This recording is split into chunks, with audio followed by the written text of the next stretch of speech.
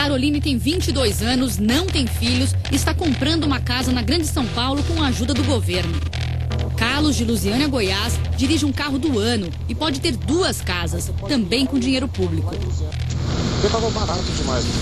Eles ganharam o direito de ter um imóvel pelo Minha Casa Minha Vida, o programa de construção de moradias populares financiado pelo governo federal.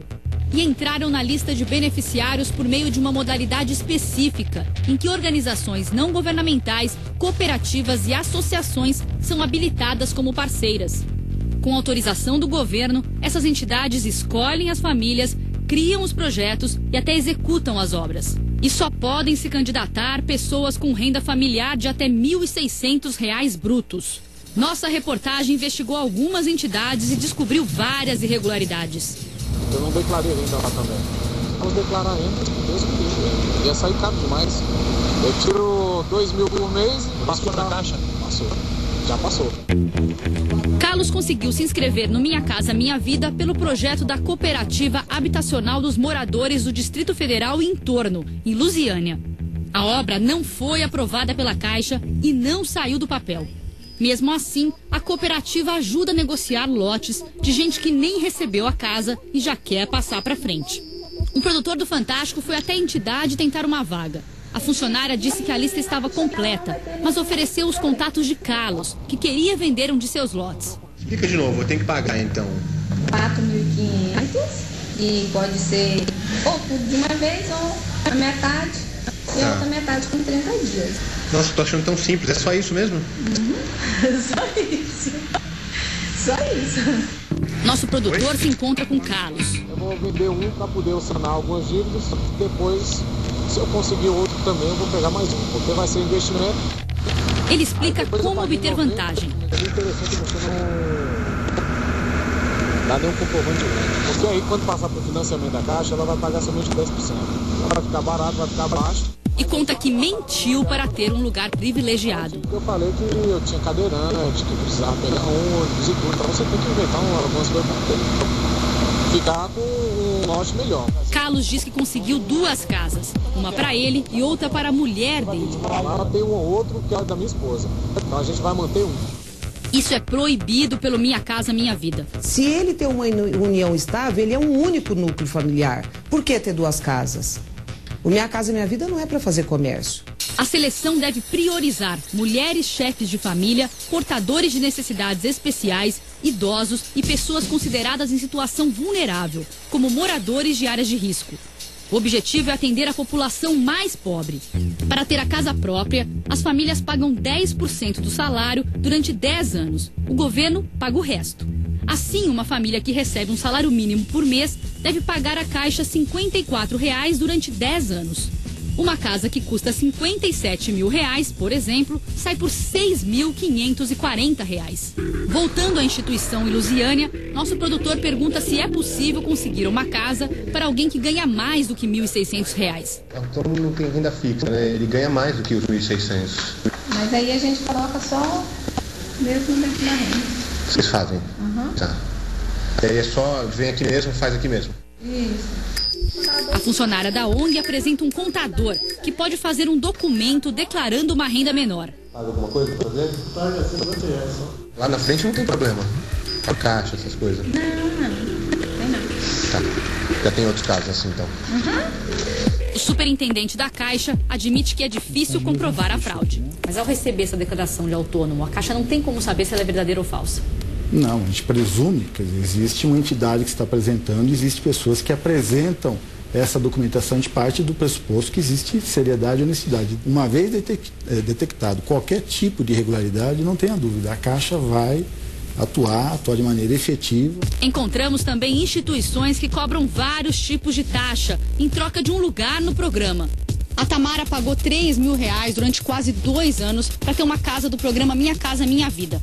Que seria aqui neste terreno em Lusiânia, Goiás, onde a gente tá e não tem nada, né, Tamara? Quando que eles disseram que ia ficar pronta a casa? No final de 2009 para 2010, no começo. No máximo até janeiro de 2010. E esse é o endereço que está no contrato? Esse é o endereço que está no contrato. Que é o quê? Quadra 115, lote 12. É aqui? É aqui. E nada? Nada. Só mato. Tamara desistiu de esperar e procurou a cooperativa, mas recebeu de volta apenas R$300. Ela entrou com um processo na justiça. O terreno é o mesmo em que Carlos tenta vender um de seus lotes. A presidente da cooperativa negou que Carlos tenha 2 vagas. Ele só tem o cadastro dele. Vendo ali a oportunidade de passar aquela cota, ele inventou que tinha 2 cadastros. Por telefone, Carlos também diz que mentiu o tempo todo para o nosso produtor. Mas por que você diz tanta mentira para ele? Porque eu quis.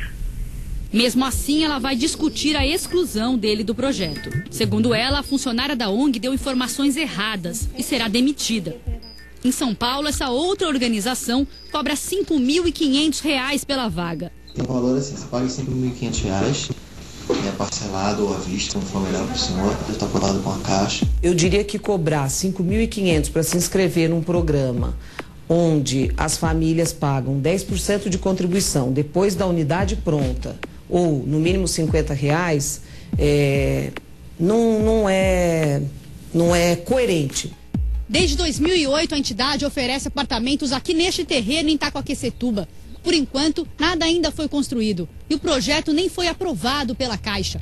Seriam 12 prédios aqui nesta área, mas hoje só tem mato. Na internet, a instituição anuncia parcerias com o Ministério da Justiça e com 2 braços das Nações Unidas, a Unesco e o Unicef. Mas o Ministério e as 2 entidades negam a ligação. O presidente da Associação de Desenvolvimento e Integração Humana não quis gravar entrevista e disse que tudo que a entidade faz está dentro da lei. O Ministério das Cidades é o responsável pelo Minha Casa Minha Vida, que já entregou mais de 450 mil casas e apartamentos desde 2009. A parceria com as ONGs é a parte menor do programa. Em geral, os compradores negociam os imóveis com as construtoras e o governo paga parte da dívida. Em Itacoaquecetuba, na Grande São Paulo, a ONG que selecionou famílias para este condomínio foi criada pelo presidente do Partido Verde da região e ex-candidato a prefeito, Ricardo Silva.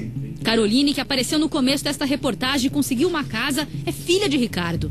Um sobrinho solteiro também está entre os beneficiários. Quantas pessoas da sua família estão nesses 160? São as 2, né? Só? Não sei, só são elas? Você lembra mais de nomes aí? Alguma cunhada sua? Cunhada minha? Tá dizendo da Ana Paula. A Ana Paula. Tem mais uma Ana Paula. Ele pede ajuda à mulher dele, Ana Silda, ex-vereadora e atual presidente da ONG. Tem mais alguém da família? A Ailson, né? A Ailson. Quem ele é, seu? Cunhado. Seu cunhado. Irmão da senhora? Também casado, com famílias, dentro do critério. Quem mais, Ana?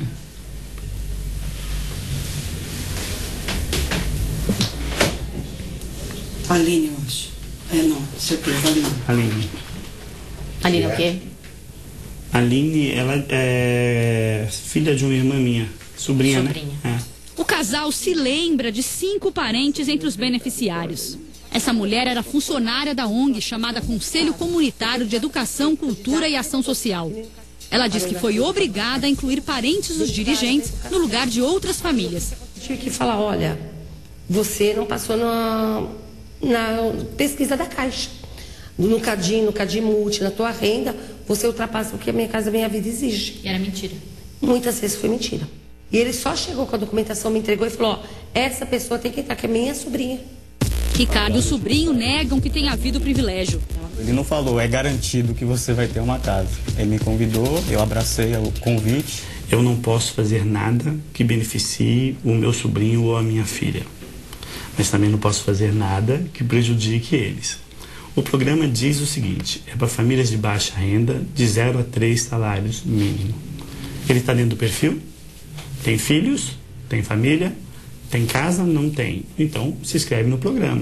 A filha Caroline não quis gravar a entrevista. Sem saber que estava sendo filmada, contou que também era solteira quando foi selecionada para o projeto.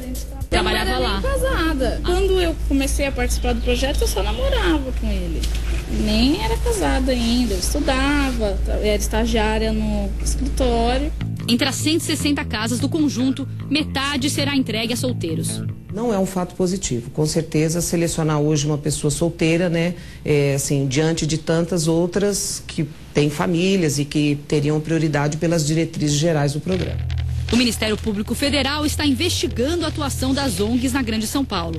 Tanto a construtora quanto os beneficiários são escolhidos, literalmente escolhidos, por uma ONG, ou seja, uma entidade privada. E o Estado não tem nenhum controle efetivo direto. O cadastramento das famílias nem sempre é feito com base em critérios objetivos. Eu diria que é um convite à corrupção? Sem sombra de dúvida, são praticamente inexistentes filtros contra a corrupção no Minha Casa Minha Vida. Isso é muito grave. No município de Poá, também na Grande São Paulo, uma ONG chegou a cadastrar 200 moradores para o projeto habitacional neste terreno. Mas o Ministério das Cidades diz que nunca autorizou a ONG Compoá a trabalhar em nome do Minha Casa Minha Vida. Pessoas como Dona Terezinha acreditaram que se tratava de uma parceria com a Caixa. Ela pagou R$300 para que a ONG elaborasse um projeto que nunca saiu do papel. Como entra a Caixa Econômica Federal, a gente sempre, confia, pois Caixa Econômica, eu caí num golpe, Isso aí eu caí num golpe. Mas ainda bem que perdi R$300, Que parece que não é muito, mas faz falta. Sem saber que estava sendo gravada, a presidente da Compoá diz que vai devolver o dinheiro. Eu faço, agendo e faço as devoluções para as famílias, você entendeu? A minha consciência, eu deito e durmo de boa, entendeu? Porque eu tenho a certeza que eu não estou lesando ninguém. Antes de pagar qualquer valor para entrar no Minha Casa Minha Vida, preste atenção a essas dicas. Veja se a entidade está autorizada pelo Ministério das Cidades. A lista está no site cidades.gov.br. Procure conhecer a ONG e saber como ela atua na comunidade. Informe-se sobre outras obras já executadas. Participe das discussões do projeto. Não aceite cobranças de taxas com as quais você não concorde. Lembre-se, esse dinheiro não garante um lugar no programa. A Caixa precisa aprovar todas as famílias selecionadas pela ONG. E o mais importante, os pagamentos para a Caixa só começam depois que o imóvel está pronto. As famílias, quando dão as declarações, elas também se responsabilizam pelas declarações que são dadas, Então, qualquer declaração falsa, assim, o cidadão que deu uma declaração falsa, ele irá arcar com as consequências daquele fato, daquele ato. O Ministério das Cidades e a Caixa disseram que vão investigar os casos apontados pelo Fantástico.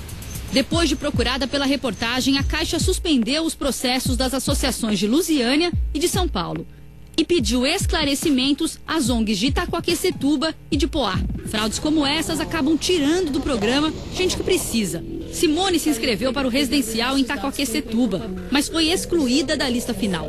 Grávida de 4 meses, ela paga aluguel e ainda sonha com a casa que perdeu.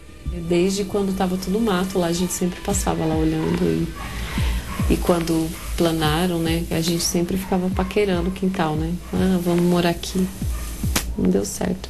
Isso me deixa triste até hoje, sabia? Porque se fosse aí, tá vendo? Agora você já tá ficando pronto, podia estar pensando em ir pra lá agora.